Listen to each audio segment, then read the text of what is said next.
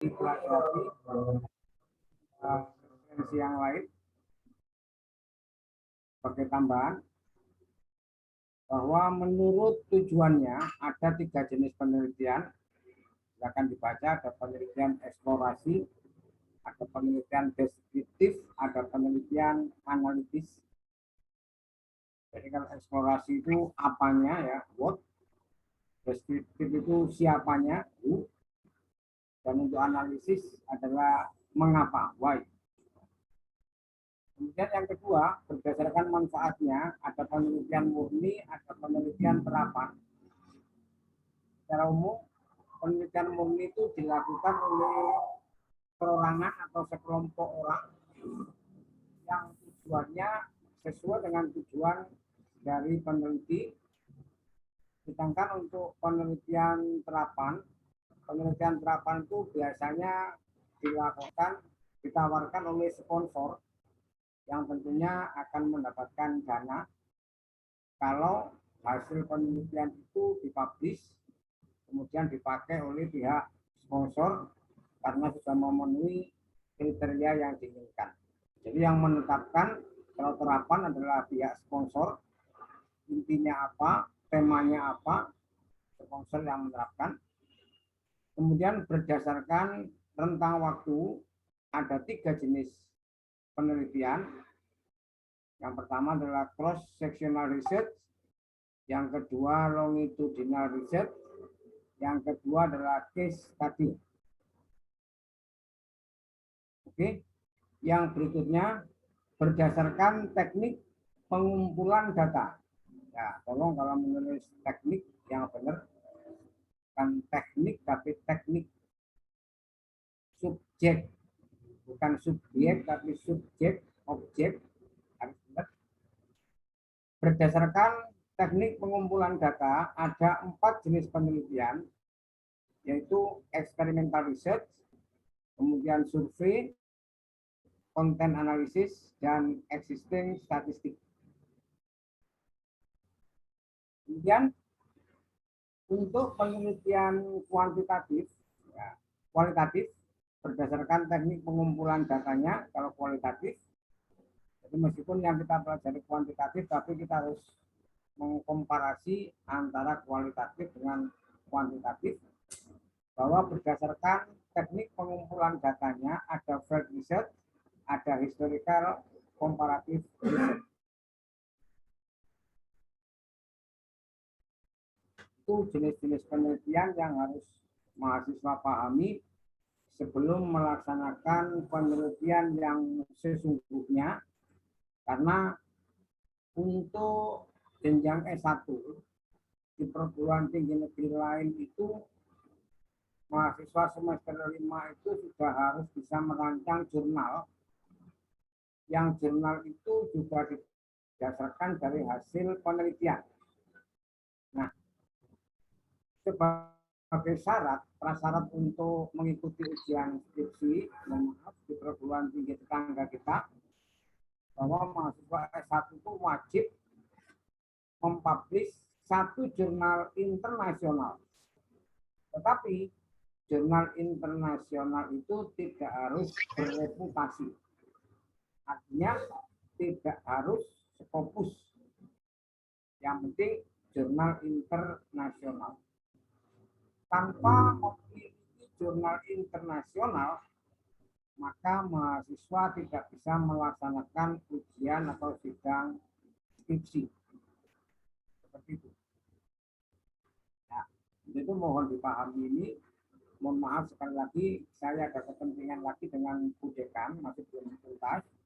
Karena saya izin mau mengajar, akhirnya diberi waktu untuk memberikan materi ini. Untuk itu jangan lupa, mohon koordinator untuk mengabsen mahasiswa, karena ini mahasiswanya masih 28 sepertinya.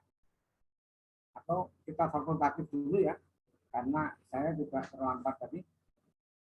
Saya kira itu, barangkali ada yang perlu ditanyakan, silakan.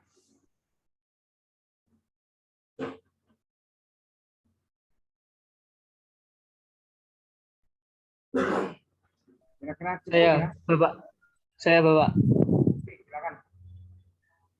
kalau seumpamanya penelitian kuantitatif itu yang diteliti itu seperti apa Pak contohnya Pak? Coba diulangi. Kalau menggunakan penelitian yang kuantitatif itu yang dihitung itu apanya Pak? Semisal seumpamanya meneliti di sekolahan itu contohnya seperti apa Pak? Oke. Untuk kuantitatif, karena kuantitatif itu analisisnya menggunakan angka, menggunakan rumus statistik, maka data-data yang diperoleh dari hasil penelitian itu dikumpulkan, kemudian dianalisis, ya, dikumpulkan, kemudian dianalisis. Apa yang dianalisis? Kan begitu ya. Nggih, Pak. Muhammad Khalil Rasyid. Nggih, Pak. Data itu macamnya banyak, bisa dari observasi, ya, bisa dari hasil wawancara, bisa dari hasil angket atau kuesioner. Kalau misalkan di sekolah bisa dilaksanakan dengan melaksanakan tes, hasil tes. Kemudian yang paling penting lagi juga jangan lupa ketika penelitian ada dokumentasi. Nah, tidak semua data yang diperoleh itu dianalisis secara kuantitatif. Yang bisa dianalisis secara kuantitatif, yang pertama adalah hasil validasi dari validator. Siapa validator itu? Validator adalah orang yang ahli pada bidangnya. Misalkan begini, penelitiannya tentang media animasi. Maka validatornya, tolong yang lain jangan telat-telat. Oke, saya ulangi. Validator adalah orang yang ahli pada bidangnya.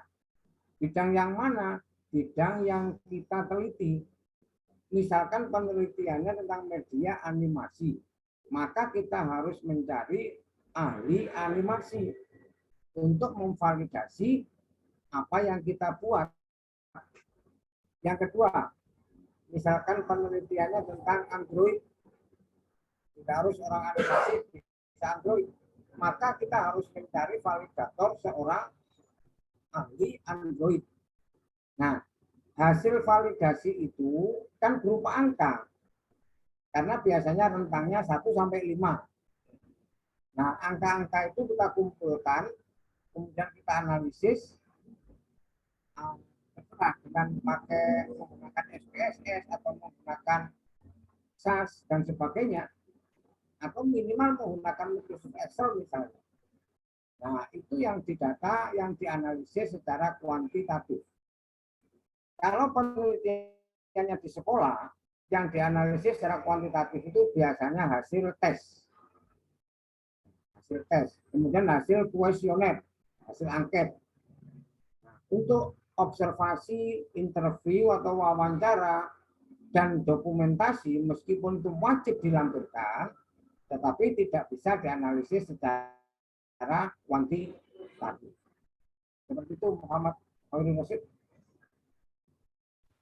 Bapak, berarti apa jatuhnya nanti setelah mendapatkan datanya itu harus mentabulasi data tersebut, Pak? Coba agak keras sedikit, mohon maaf. Kan seumpamanya mahasiswa itu mendapatkan data tersebut di lapangan. Nah, kemudian apa jatuhnya nanti itu ke mentabulasi data? Jatuhnya gimana? Mentabulasi data, Bapak. Oh, oke. Untuk tabulasi data itu kita buat sesuai dengan kebutuhan. Tidak harus 2 kolom, 3 kolom, 4 kolom, tidak wajib. Ya, tidak wajib harus 2 kolom, 3 kolom, atau 4 kolom. Tergantung kebutuhan. Jadi misalkan hasil yang kita tabulasi itu hasil tes, soalnya ada 20 misalnya, maka untuk nilai kalau kita ambil satu-satu, berarti harus ada lebih dari 20 kolom. Yang jelas satu nomor urut, yang kedua nama sampel, ya. nama responden. Yang ketiga sampai ke 20 itu adalah nilai atau skor, karena masih mentah ya, berupa skor yang diperoleh ketika kita melaksanakan penelitian. Nah, skor itulah yang kita analisis sehingga menjadi data kuantitatif. Begitu. Itu maksudnya ya, baru masuk. Oke, Bapak. Terima kasih, Pak. Oke, yang lain.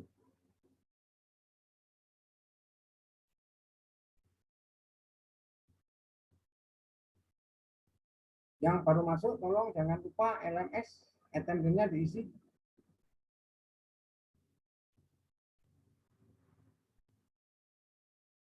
Tidak ada pertanyaan? Bisa diakhiri? Bisa, Bapak. Sangat bisa ya.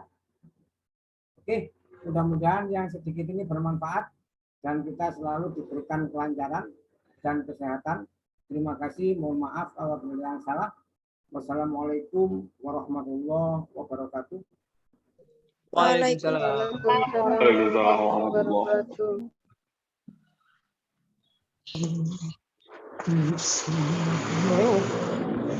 wabarakatuh.